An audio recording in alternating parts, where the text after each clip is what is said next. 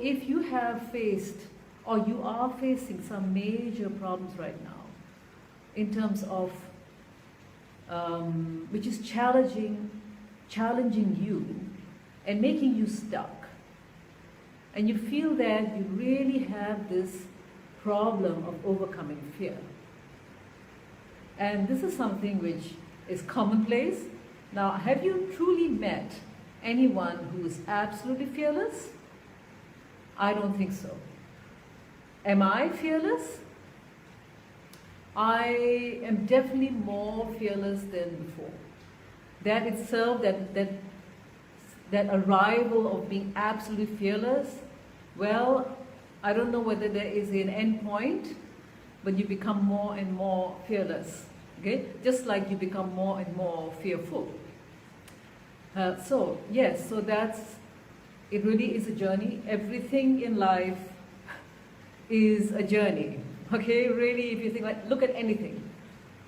Spirituality is a journey. Knowledge, learning, absorbing knowledge is a journey. Wisdom is a journey. Everything is a journey. This is why we run marathons. This is why we go for programs, and it's always something which takes a little bit of time for us to pick things up. It's not something that's quick and easy. You don't suddenly become like that. But if you are strong enough, a sudden change in belief systems can change everything. But that depends on how you are, whether you are able to switch instantly, because we can. Okay? At one time, I was sort of a person who felt that, you got to take the long road all the time. Not necessarily. There is a long road to achieving fearlessness, and there's also a shortcut to achieving fearlessness. Depending on your will power, depending on how firm you are in your belief and switching off an old belief system. So that's the thing. The long journey is really for us who need to go through the experience, and also to deeply ingrain a new mindset. And many times, our soul desires that journey. At one point of your life, depending on what you ask for from God, your journey will begin at the right time. Okay? So it's not whether it's fixed at 40s, not fixed at 30s or 20s, no. It's the time when your soul is asking to become fearless.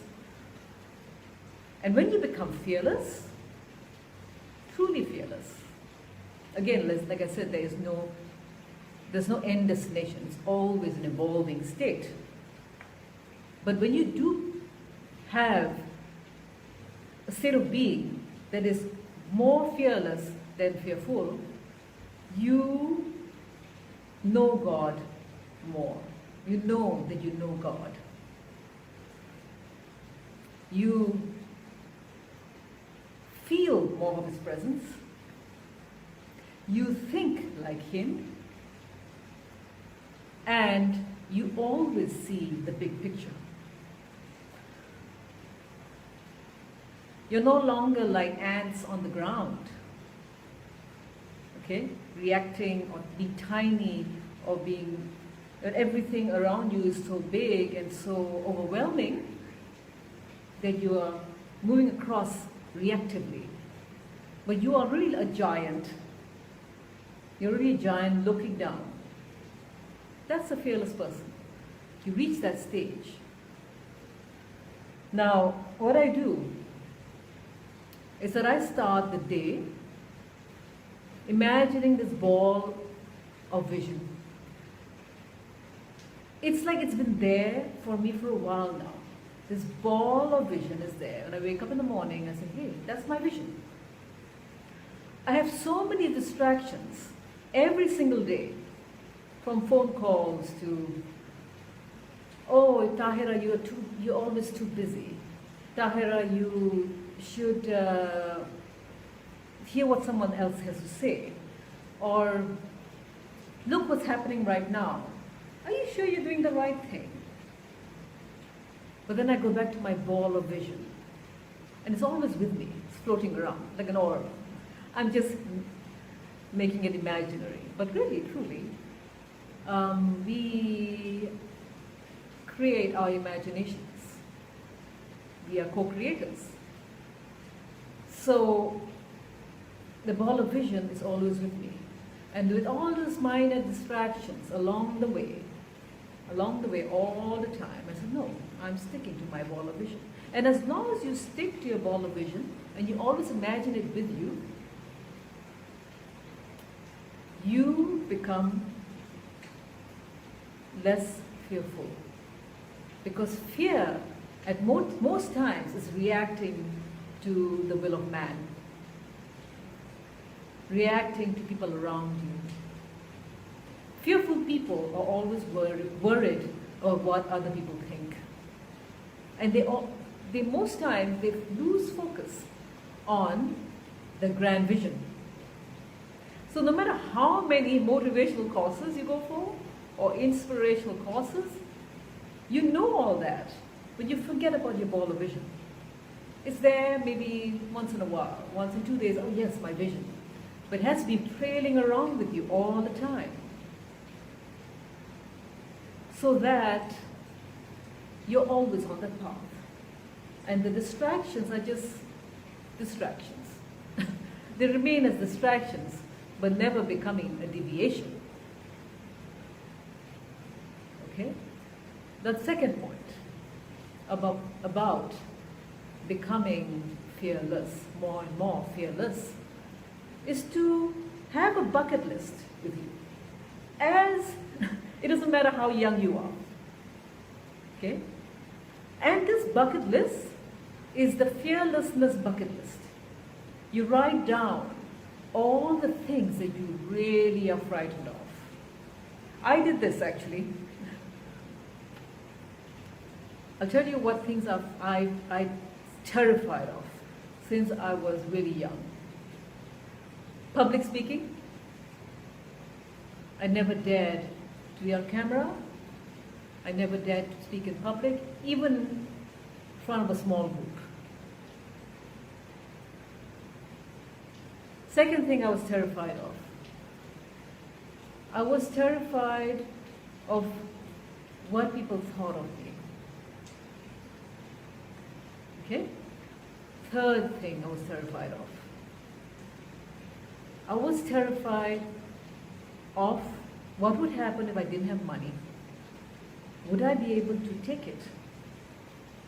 What if there was zero? And how would I deal with the situation? Or what if I had a huge debt? How would I deal with it? There was another fear. Fourth fear was linked to that was fear of loss.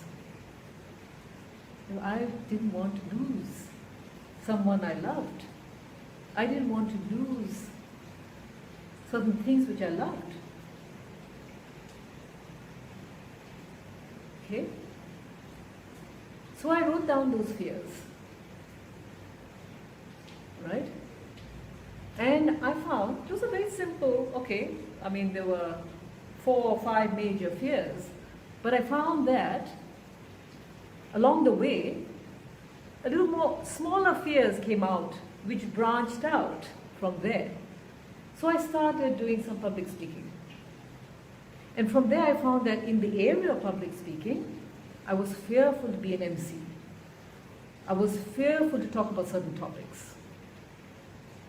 I was fearful to try something new, even in that area. So all those little things branched out. And I said, okay, I'm going to try all those things. Fear sometimes makes us sick. So I found that sometimes I would get sick before I had to give a talk. That was my fear, reacting a result as a physical ailment. Then I told myself, no, that's just my fear reacting.